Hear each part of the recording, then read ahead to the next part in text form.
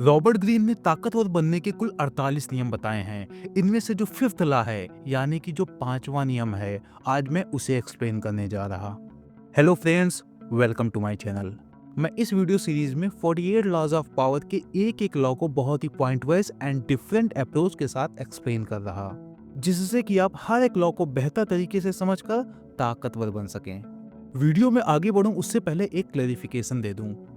Clarification ये है कि अगर आपकी लाइफ का सिर्फ एक ही पर्पस है, ताकतवर बनना, तो आप इस किताब को आंखें बंद करके फॉलो कर सकते हैं। लेकिन एक बात याद रखना कि इस किताब में ताकतवर बनने के लिए बहुत सी ऐसी बातें बताई गई हैं और बहुत से ऐसे सुझाव दिए गए हैं तो ठीक नहीं कहे जा सकते। और यदि आपकी लाइफ का पर्पस सिर्फ ताकतवर बनना नहीं है, यानी कि आप ताकतवर तो बनना चाहते हैं लेकिन एक बेहतर इंसान भी बने रहना चाहते हैं, तो आपको इस किताब में दिए गए ढेर सारे सुझावों का यूज करने से पहले सोचना होगा कि कहीं वो सुझाव आपको गलत और शातिर इंसान तो नहीं बना देंगे। सो प्लीज इन सुझावों का यूज करने से पहले अपने दिमाग का भी यूज करें, क्योंकि मैं इस सीरीज में सब कुछ एक्सप्लेन कर दूंगा, लेकिन इनका सही यूज करना आपके हाथ में है।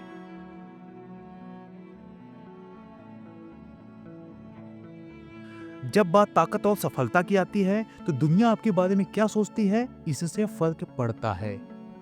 इसलिए जो शातिर लोग होते हैं वो अगर आपको कमजोर करना चाहते हैं तो वो सबसे पहले दुनिया की नज़र में जो आपकी छवि होगी उसे बिगाड़ेंगे। इसके बाद आप अपने आप कमजोर होते जाओगे। तो ताकतवर बनने का पांचवा नियम कहता है कि reputation is foundation of power. तो अगर आपको ताकतवर बनना है तो अपनी रेपुटेशन, बोले तो प्रतिष्ठा को प्रोटेक्ट करने के लिए पूरी ताकत लगा दो, क्योंकि आप सिर्फ अपनी रेपुटेशन के दम पर ढेर सारे लोगों को अपने फेवर में इन्फ्लुएंस कर सकते हैं और आपके पास ढेर सारी अपॉर्चुनिटीज आ सकती हैं। इस लॉ के 4 की प्रिंसिपल्स हैं, जिसमें से पहला प्रिंसिपल है reputation is corner stone of power. जो लोग होते हैं वो आपको हमेशा आपके पास्ट एक्शंस, बिहेवियर और अपीयरेंस से जज करने की कोशिश करते हैं। So positive reputation creates a hello effect. इसका सिंपल सा मतलब है कि आपके पास्ट एक्शंस से जो आपकी पॉजिटिव रेपुटेशन बनी है उससे आपको फ्यूचर में भी बहुत फायदा मिलने वाला है, क्योंकि इस हालो इफेक्ट की वजह से लोग आप पर ज्यादा ट्रस्ट करेंगे और ज्यादा सपोर्ट करेंगे। इसका फाइनल रिजल्ट ये होगा कि आप ग्रो करोगे और ताकतवर बनोगे। दूसरा प्रिंसिपल कहता है कि गार्ड अगेंस्ट अटैक्स, यानी कि अपनी रेपुटेशन को लेकर बहुत ही सतर्क रहो। आपकी रेपुटेशन को जिस चीज से भी खतरा हो उसे अर्ली स्टेज में ही पहचानना सीखो, और इससे पहले कि वो चीज आपकी रेपुटेशन खराब करे उससे पहले ही उस सिचुएशन से निपट लो। यानी कि जब कोई इंसान आपके बारे में गलत इंफॉर्मेशन फैलाकर आपकी रेपुटेशन को कमजोर करने की कोशिश करे तो आप जल्द से जल्द उस इंफॉर्मेशन को काउंटर कीजिए और अपना पर्सपेक्टिव भी दुनिया के सामने पहुंचाइए। तीसरा प्रिंसिपल कहता है कि use reputation to intimidate and win. अगर आपकी रेपुटेशन स्ट्रांग है तो इससे आपको सम्मान तो मिलेगा ही, लेकिन इसके साथ साथ दुनिया आपसे डरेगी भी। इवन सिर्फ स्ट्रांग रेपुटेशन के दम पर आप बहुत सारी समस्याओं और झगड़ों से बच सकते हैं, क्योंकि आपकी स्ट्रांग रेपुटेशन लोगों के दिमाग में भय पैदा करती है। और शायद इसी वजह से, यानी कि दुनिया का सम्मान और दुनिया के लोगों के दिमाग में डर पैदा करने के लिए कुछ लोग क्या करते हैं कि अपने से बड़े लोगों के साथ फोटो खिंचवाने की कोशिश करते हैं। जैसे जो लोग अपने से किसी बड़े और ताकतवर इंसान के साथ फोटो खिंचवाने की कोशिश करते हैं या फिर सेल्फी लेने की कोशिश करते हैं, वो बेसिकली अपनी रेपुटेशन के लिए करते हैं, यादें बनाने के लिए नहीं। इस पॉइंट को थोड़ा डिटेल में समझा देता हूँ। केस नंबर 1, जैसे मान लो आप एक ताकतवर इंसान हैं लेकिन आपकी रेपुटेशन खराब है, तो लोग आपके बारे में बहुत बुरा भला बोलेंगे, जिससे आपकी रेपुटेशन और बिगड़ेगी। फिर धीरे धीरे लोग आपके जीवन में समस्याएं भी खड़ी करने लगेंगे। फिर एक दिन मान लो किसी इंसान ने आपको परेशान करने की कोशिश की। अब चूंकि आप ताकतवर हो तो आपने उस इंसान को कायदे से सबक सिखा दिया, लेकिन यहाँ समस्या ये है कि आपको भी तो मानसिक तनाव से गुजरना पड़ा और बहुत सारी एनर्जी भी वेस्ट करनी पड़ी। यहीं अगर आपके ताकतवर होने के साथ साथ आपकी रेपुटेशन भी स्ट्रांग होती तो एक तरफ तो लोग आपके खिलाफ ज़्यादा बोलते नहीं, और अगर बोलते भी तो कोई ना कोई इंसान जो आपको एडमायर करता होगा और आपको बेहतर इंसान समझता होगा वो उन्हें काउंटर कर देता। इसके अलावा ना ही आपसे कोई भिड़ने की कोशिश करता। फाइनली आपकी बहुत सारी एनर्जी बच जाती। केस नंबर 2, अगर आप एक तरफ ताकतवर भी हैं और दूसरी तरफ आपकी रेपुटेशन भी स्ट्रांग है, तो आपसे नफरत करने वाले लोग भी आपके खिलाफ सोच समझकर बोलेंगे।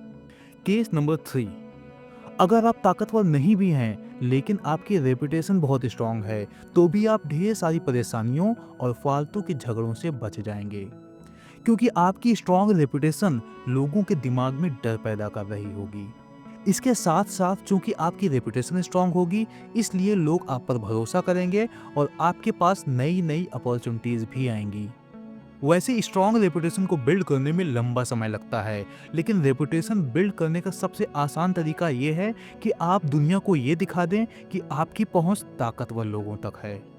और शायद यही दिखाने के लिए कुछ लोग, या फिर कहें युवा नेता, बड़े नेताओं के साथ फोटो खिंचवाने में बहुत आगे रहते हैं।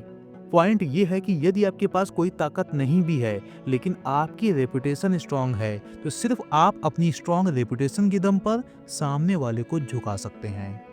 केस नंबर 4, कुछ लोग ऐसे होते हैं जो कमजोर तो होते ही हैं, साथ में अपने गलत बिहेवियर और बड़बोलेपन की वजह से अपनी रेपुटेशन भी खो देते हैं। फिर इनके जीवन में समस्याएं ही समस्याएं रहती हैं, क्योंकि लोग इनसे डरते ही नहीं। इसलिए एक बात याद रखो कि अगर आपकी रेपुटेशन स्ट्रांग होगी तो लोग आपको चैलेंज करने से बचेंगे। चौथा और अंतिम प्रिंसिपल है, destroy your enemies by targeting their reputation. Robert Greene ने अगला सुझाव ये दिया है कि अगर आप अपने विरोधियों को कमजोर करना चाहते हो तो उनकी रेपुटेशन पर अटैक करो, और रेपुटेशन के कमजोर होते ही उनका इन्फ्लुएंस भी कमजोर होता जाएगा। ये पॉइंट बड़ा ही अनइथिकल कहा जा सकता है, लेकिन ये भी सच है कि जो लोग अंदर से वीक होते हैं लेकिन दुनिया के सामने ये छवि बनाना चाहते हैं कि वो ताकतवर हैं, तो वो खुद पर काम ना करके अपने अपोनेंट के खिलाफ झूठ फैलाकर और उसके खिलाफ स्मीयर कैंपेन चलाकर उसकी रेपुटेशन को तबाह करते हैं। तो अगर आप इस टाइप के इंसान हैं तो आप यह काम भी कर सकते हैं। अब एक पॉइंट और बता दूं कि मान लो कोई शातिर इंसान आपके खिलाफ स्मीयर कैंपेन चलाकर आपको कमजोर करने की कोशिश कर रहा, आपकी रेपुटेशन को तबाह कर रहा, तो जब आप उसे काउंटर करोगे और उसकी रेपुटेशन को अटैक करोगे, तो आपके द्वारा सामने वाले शातिर इंसान पर किया गया अटैक इस लास्ट वाली, यानी कि destroy your enemies by targeting their reputation वाली कैटेगरी में नहीं आएगा। क्योंकि अगर कोई इंसान शातिर है, मक्कार है, तो आप ज़्यादा कुछ ना करो, बस उसका सच दुनिया के सामने ले आओ, उसकी रेपुटेशन अपने आप खराब हो जाएगी। और यहाँ पर आपके द्वारा किया गया अटैक गार्ड अगेंस्ट अटैक्स की कैटेगरी में आएगा। तो सिंपल सा पॉइंट है कि अगर सामने वाला इंसान बेहतर है और आप उसे कमज़ोर करने के लिए उसके खिलाफ झूठ फैलाकर उसकी रेपुटेशन को ख़त्म करने की कोशिश कर रहे, तो इसे बोलेंगे स्मीयर कैंपेन। और स्मीयर कैंपेन इस बात का संकेत है कि आप मैनिपुलेटिव, वीक लेकिन शातिर इंसान हैं। लेकिन अगर सामने वाला इंसान शातिर है और उसने आपके खिलाफ लंबे समय से स्मीयर कैंपेन चला रखी है और अब आप उसे काउंटर करते हुए उसका सच दुनिया के सामने ला रहे, तो ये गलत नहीं कहा जाएगा, बल्कि ये तो आपके सर्वाइवल के लिए बहुत ही जरूरी स्टेप है। तो अंत में 3 बातें याद रखो। पहली, बिल्ड अ स्ट्रॉन्ग रेपुटेशन। दूसरी, प्रोटेक्ट योर रेपुटेशन फियर्सली। तीसरी, यूज योर रेपुटेशन स्ट्रेटेजिकली। तो ये था आज का वीडियो, बताइएगा कैसा लगा। मिलते हैं नेक्स्ट वीडियो में।